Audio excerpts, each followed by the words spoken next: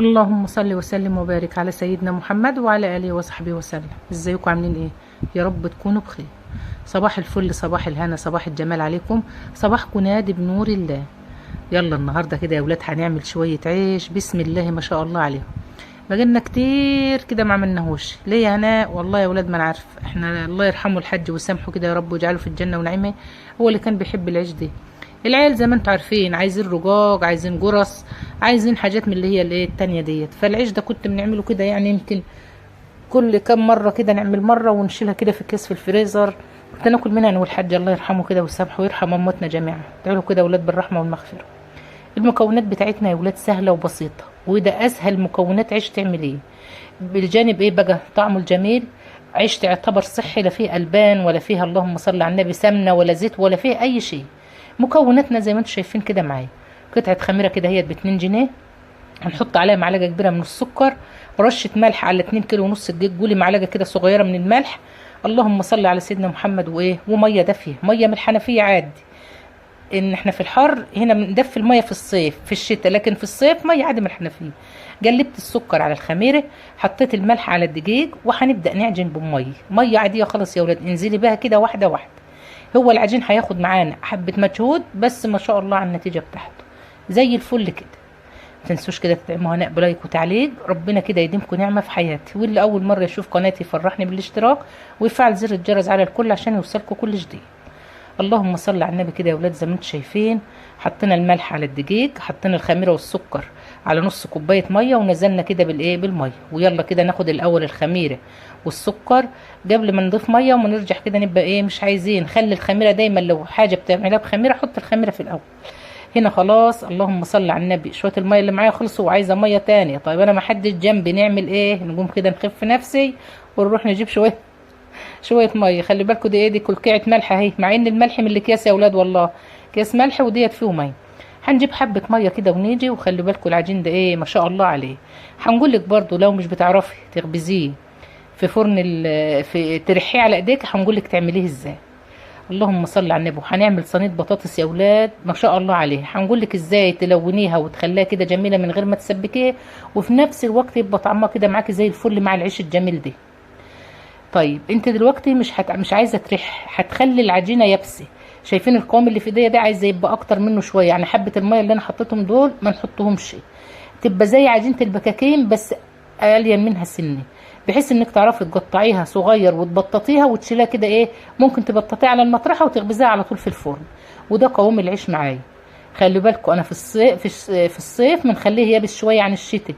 ليه؟ لان الصيف بيخلي العجينه برضو تلين مني. عجلنا كده وظبطنا وما شاء الله على القوام، وحبه المجهود دول اللي هيخلوا العيش معاكي زي الفل. طب كده بايديك وشيل الفوق وانزلي لتحت. بصي ظبطي، احنا بنقول عليه طب العيش. وبعدين انا عامله كميه صغيره فمش واخده راحتي كمان فيها.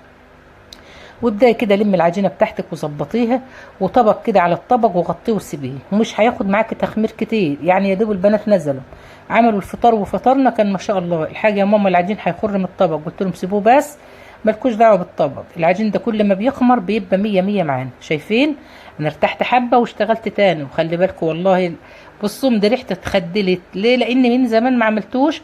وفي نفس الوقت العلاج اللي انا بناخده ده بيعمل ايه يا ولاد؟ والله بيأثر على العظم جامد. ربنا كده يا رب يشفينا ويشفي كل مريض، يا رب تشفي كل مريض. اللهم صل على سيدنا محمد وعلى اله وصحبه وسلم. وادعوا كده لاخواتنا بتوع فلسطين ربنا يرحم موتاهم ويشفي مرضاهم وينصرهم نصر يتعجب لها اهل الارض والسماء. ربنا كده يبارك لكم جميعا يا اولاد في اولادكم واحفادكم ويرزقكم الخير دايما. طول ما انتوا قاعدين بقى كده صلوا على الرسول، ادعوا لاولادكم بصلاح الحال، ربنا يصلح حالهم كده يا رب وحالهم جميعا كده ويجعلهم سند لنا يا رب في الدنيا وفي الاخره. شايفين يا اولاد العيش اهو. لميت بس كده الحروف بايدي بحيث برضو ان مفيش حاجه تنزل منا على الارض. هنجيب طبق هنحط فيه حبه زيت وهنبدا نقطع. الزيت ده اختراع قريب، يعني احنا زمان كنا بنقطع بدقيق. حبه دقيق من اللي انت عاجنه بيه في طبق، وتحطي كده زي ما بتحط ايديك في الزيت، تحطي الرغيف في الدقيق وتسويه وتحطيه كده زي ما انت شايف. قطعي العيش وسيبي مساحات بينه وبين بعضه في الطول والعرض، بحيث ان انت دلوقتي الرغيف ده هيبدا يرفع معاكي هيريح. لما توسعي وتسيب الدنيا كده واسعه معاكي، بدل ما تقطعي على لوح قطعي على 2. عندك طبق ألمونيا قطعي عليه برضو، بس ترش على الطبق الألمونيا رده كتير بحيث ان هو ما يعرقش على رغيف العيش معاك. وقطعت كده وظبطت وزي ما انتم شايفين معايا. اتكلم معاكم كده في موضوع. اختي لينا حبيبه لينا كده ايه من ضمن اخواتي وحبايبي زي حضراتكم كده بالظبط، وهي برضو معانا، ولو عايزه تدخل برضو ترد على التعليقات ترد. هي لقيتها بحتال على الواتس: يا هناء انا عايزاك تتكلمي في الموضوع ده، والله العظيم انا بنعاني كتير وزعلانه وكده. من ايه يا حبيبتي؟ جيت لنا انا زوجي متوفي ومعايا اولادي ومحدش بيوديني، فاتكلمي في الموال ده. قلت لها هنقول لك برضو كلمتين قبل ما نتكلم في الموال، وانت برضو ايه اللي انت عايزاه اعمليه. مش عايزاكي تفرضي نفسك على حد، يعني انت لو تقدري، كان اخواتك او اخوات جوزك المقصودين، لو تقدري تكلموهم في تليفون تخلي ولادك يودوهم ودي. وخلي بالك صلة الرحم ديت لما تيجي من ناحيتك انت تبقى افضل. خليكي انت ودادة وهم براحتهم، ما تفرضيش نفسك على حد. ده كان رأيي ليه. انتوا برضو قولوا رأيكم. هي بتقول يعني هي اللي صعبان عليها وقاطع في نفسيتها ان ما عادش يعني ما بيودوهاش، ما بيسألوش عنها وعلى عيالها. قلت لها بصي يا بنتي، وبحجة ايه بقى؟ بحجة ان الناس الدنيا زحمة واحنا مشغولين واحنا معمولين. والله العظيم يا اخي لو اخ او اخ الزوج ده لو ساعة كل اسبوع، اخ الزوج ده ممكن تاخد مراتك معاك وتروح، خد ولادك، خلي ولادك يجربوا من ولاد اخوك، خلي فيه كده ود وحنية. والله لو ساعة يا ولاد، ساعة بتفرق وتخلي الدنيا زي الفل، تحس كده بس ان انتوا مهتمين بيه. ولو اخ، مش هنقول لك لو اخ هيبقى حرام عليك، والله حرام عليك لما تبقى اختك ومحتاجاك. هي مش محتاجة منك حاجة، هي محتاجة الود. روح بص عليه. ده انت لو حتى يا اخي في شغل بتيجي كل شهر كل اسبوع، منين ما تيجي الاجازة روح لها، خصص لها ساعة بس، ساعة. خش عليها، عرف الناس جيرانها كده انها لها اهل وانها عزبة وانها ناس، ما تطمحش حد فيها كمان. ادخل كده عندها وشوف ولادها، ما مش هنقول لك محتاجين حاجة، ما على قدك هتقدر تساعدها بأي حاجة. والله ده لو كيس فاكهة وانت داخل، لو جبت لولادها كيسين شيبسي وكيسين بسكوت وانت داخل، هتفرق جو معاها. فأنا قلت لها رأيي وانتوا كل واحدة تقول رأيها، وهي برضو لو عايزة ترد على التعليقات ترد، أنا ما عنديش أي مشكلة. شوفي برضو الرأي اللي يعجبك ومشي بيه، وربنا يسترها علينا وعليكم يا أولاد. الود مطلوب والحنية مطلوبة، وبالذات من الإخوات. فربنا كده ما يحرم حد من إخواته، وكل واحد يبص بصهم. والله لو وراكوا نار، لا راعوا اخواتكم وحبايبكم. لو مكالمة تليفون، لو اللهم صل على النبي تروحي كده، يعني لو زوج اخ الزوج ده، خد مراتك وروح لو كل شهر مرة. شوف ولاد اخوك ناقصهم حاجة، كفاية بس حنيتهم عليك، هم يحسوا ان انت عمهم. تبي الدنيا وما فيها. وقولوا برضو رأيكم يا اولاد، وخلونا بقى في العيش بتاعنا. اللهم صل على سيدنا محمد. العيش زي ما انتم شايفين جميل جميل جميل، يعني قوامه كده سلس، بيفرد معايا بكل سهوله. واللهم صل على النبي يا اولاد زي الفل. خلي بالكم مش من اول رغيف مش هيجيب، عشان ما تقولوش بقى ايه انا مش عارفه تخبز. لا والله ده انا استاذه فيه. بتبداي كده ايه زي ما انت شايفه معايا هنا، لسه الفرن هادي، كل الفرن ما يحمى ويسخن معاكي هيبقى ما شاء الله. هتبص تلاقي الرغيف كده ايه الله اكبر عليه جاب وزي الفل. وخلي بالكم ده برضو ايه ما شاء الله جميل. العيش ده حلاوته في ايه يا اولاد؟ ان هو لا عليه حليب ولا رايب ولا عليه زبده ولا زيت ولا اي مواد دهنيه، وانت بتاكليه كده صحي. وانا عاملاه كمان بايه؟ يعني عاملاه من دقيق القمح، حاطه كده من الثلاث علامات الاولانيين، حطاهم على بعضهم، يعني يعتبر عيش بالحبه الكامله. اللهم صل على النبي. ينفع تعملوه بدقيق الزيرو، الدقيق البلدي اللي بتجيبيه من الفرن، في الناس بتشتري من الافران. لو حطيت 2 كيلو من ده على 2 كيلو من ده، او كيلو هيبقى ما شاء الله عليك، اللي هو البلدي مع الزيرو. فما تعطليش نفسك، اي حاجه عندك اغبزي بيها. بدأنا كده زي ما انتم شايفين، بنرفع الرغيف على ايديا، ونرفع كلوتي كده من ورا كلوة الايد وصوابعك لتحت، وابدأي ريح. ونفس الكلام مع المطرح، ايديا من تحت نازله شويه وايديا اللي ورا مرفوعه، وابدأي افردي. عامله مطرحتين ليه هنا؟ تعالوا بقى اما نضحكوا بقى. انا اللي مقطعه العيش اهو، والله ما حد قطع معايا من البنات، ورغيف كبير ورغيف صغير. المطرحه الصغيره دي يا اولاد ما شاء الله خفيفه، وفي نفس الوقت كده تعرفي ترحي بها ودريحتك ما توجعكيش. يعني شايفين الخفيف مطلوب في كل حاجه، يعني الرفيعه تسلك عن السمين، خلوا بالكم الحته دي. فالرغيف اللي على المطرحه الصغيره دي الواحد بيرح كده وهو كأنه ايه شايل قشايه في ايديه. ساعه ما نشيل المطرحه اللي هي الكبيره ديت نحس ان انا خلاص درحت وجعان. فوالله قلت نقول لكم الحته دي برضه. انا بقيت نخبز ونقول كده، نقول شوفوا حتى الرفيع سلك في كل حاجه، حتى في رح العيش. فلما نلاقي الرغيف كبير مني جوه هيبقى تخين، لو حطيته على الصغيره بنيجي رش حبه دقيق رده، ونيجي حطها على الكبيره ايه رحها كمان رحتين مكبراه. شايفين الجمال؟ اللهم صل على النبي يا اولاد. ودول لسه اول 3 رغيف، بسم الله ما شاء الله عليه. فرح العيش مش مشكله، المشكله في حته واحده بس، ان انت لازم تجمدي قلبك. يعني كان في فيديو كنت عاملاه ولقيت حد كاتب لي عليه لسه تعليق قريب. يعني انا بنرح على المطرحه مش بيكبر، الرغيف بيلم معايا مش بيفرد زي ما بيفرد معاكي كده. ده بيبقى عايز يا ولاد جمودية قلب. وخلي بالكم كلنا كنا كده، يعني انا مش انا جيت من عند اهلي والله ما كنت نعرف نرح رغيف ولا نشيله زي ما انتم شايفينه كده، ولا نرحه على مطرحه. فعمتي اخت جوز الله يديها الصحه والعافيه يا رب هي اللي علمتهولي. بقيت نعجن ونخبز ونقطع كده زي ما انتم شايفين مع نفسي. فهو بس عايز جمودية قلب. عايز تعملي على طول، يعني مش نعمل مره بقى ونغيب سنه ونعمل مره تانية، لا. اعملي كده وتعلمي. لو كل اسبوع هتعملي كيلو دقيق هتبقي استاذه فيه. طريقه رحوه كده زي ما انت شايفه.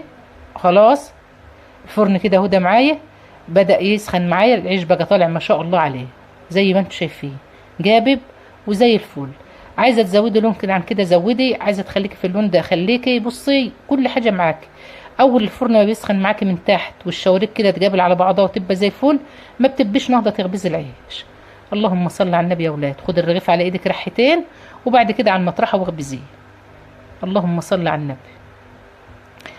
ما تنسوش كده برضو طول ما انتوا قاعدين استغفروا صلوا على الرسول، ادعوا كده لاولادكم بصلاح الحال، ادعوا لاحبابكم. اللهم صل على النبي. خلي ذكر الله كده على لسانك دايما. نقول ايه كمان؟ يعني بصي اعملي كده لنفسك، اعملي لنفسك ديت الوتر بتاعنا ده اللي احنا هنستفاد بيه. سيبك بقى من مش هنقولك بقى ما تمسكيش التليفون، لا امسك التليفون شوفوا هناء بس. والله العظيم يا اولاد زي ما بنقول لكم التليفونات دي وقف حال، وقف حال بالثلث. فعودي نفسك على كده. صلي الفرض في فرضه في ميعاده. الصلاه تعود، الذكر والتسابيح والحاجات دي تعود. طول ما انت قاعده برضو كده اعملي حسابك نفسك دول شويه حسنات بتاخديهم في يومك. عارفه لو انت قاعده بتخبزي كده ومحدش حواليك بيتكلم، خليكي مع حالك. شويه مواعين وانتوا بتغسلهم في المطبخ، بتروجي البيت، بتظبطي الدنيا، اعملي كده. وربنا كده يجعلنا واياكم كده من الحامدين الشاكرين الذاكرين دايما كده يا رب. اللهم صل على النبي. العيش يا ولاد زي ما انتم شايفين، يعني والله العظيم ما شاء الله عليه. هنخلص العيش اللي معايا كله بالطريقه اللي انتم شايفينها دي. بعد ما تخلصي العيش هنا، العيش ساعه ما بتخلصيه وبيبقى سخن على بعضه، افردي كده قماشي، فضي الرده من اللوح اللي انا بنغبس فيه ده ونفرده رغيف في ريح رغيف ونسيبه حوالي 10 12 يعني على ما يبرد معاك تحسي كده انك تشيليه يبقى بارد. وابدأي كيسيه. هتكيسيه ازاي؟ حسب استخدامك. كل 3 4 ترغيفه في كيس، كل رغيفين في كيس. وابدأي كده اخبزيهم.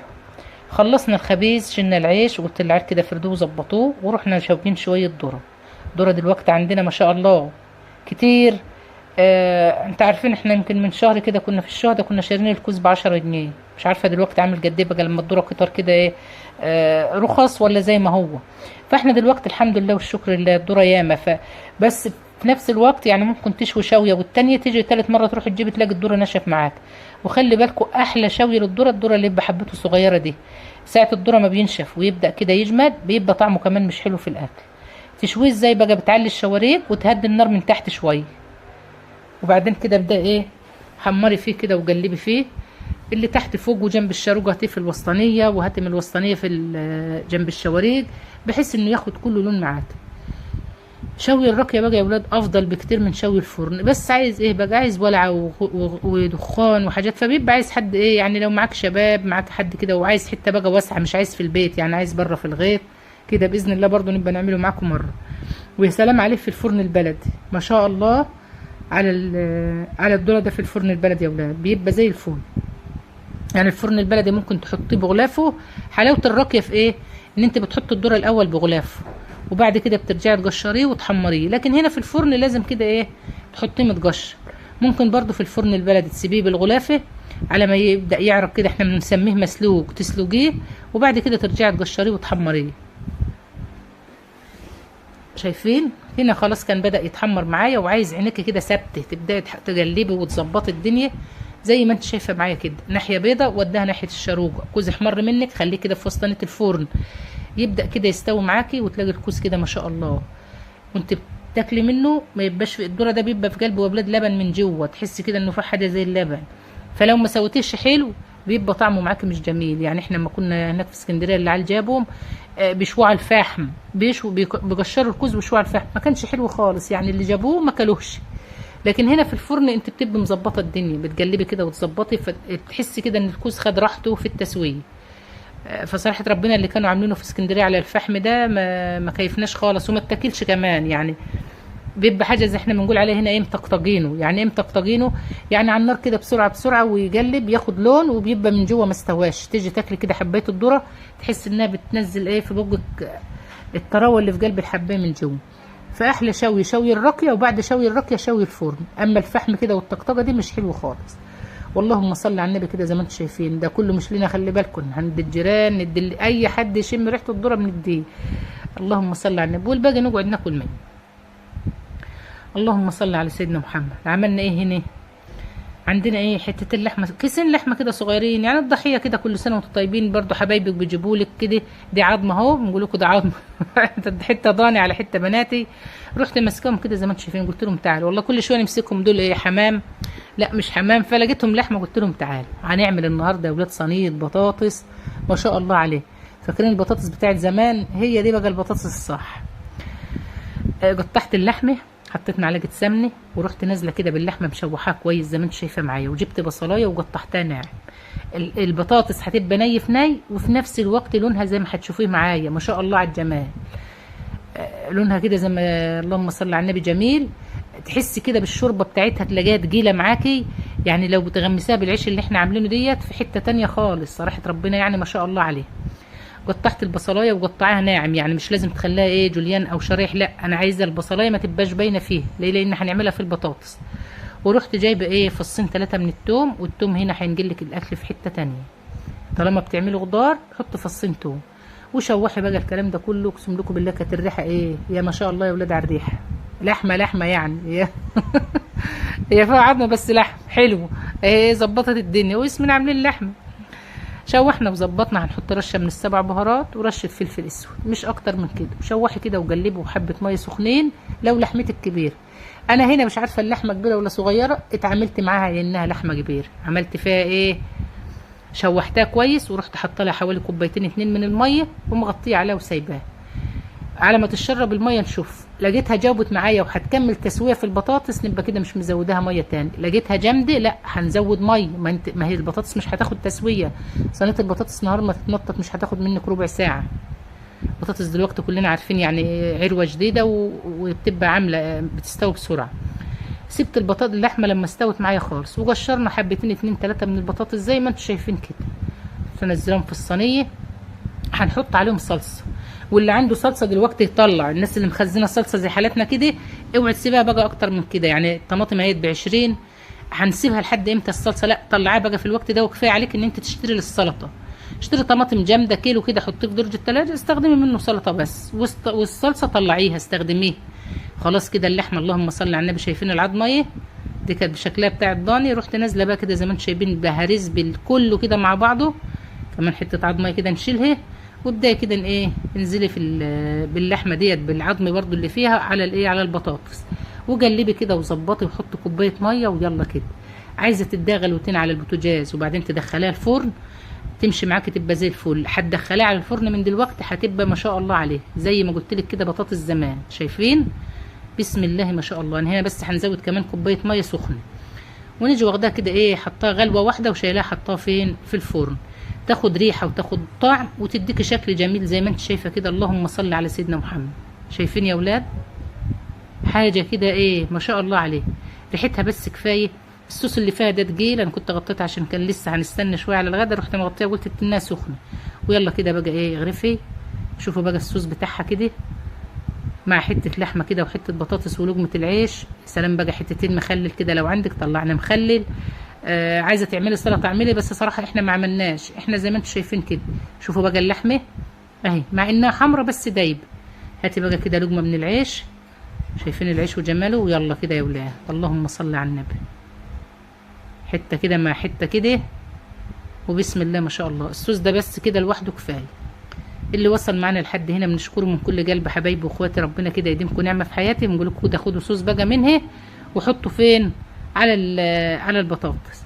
نشكركم كلكم والله. اللي وصل من هنا يقول لي انا شفت كونت بتغرفي اللحمه، ربنا كده يبارك لي فيكم جميعا. وتشوف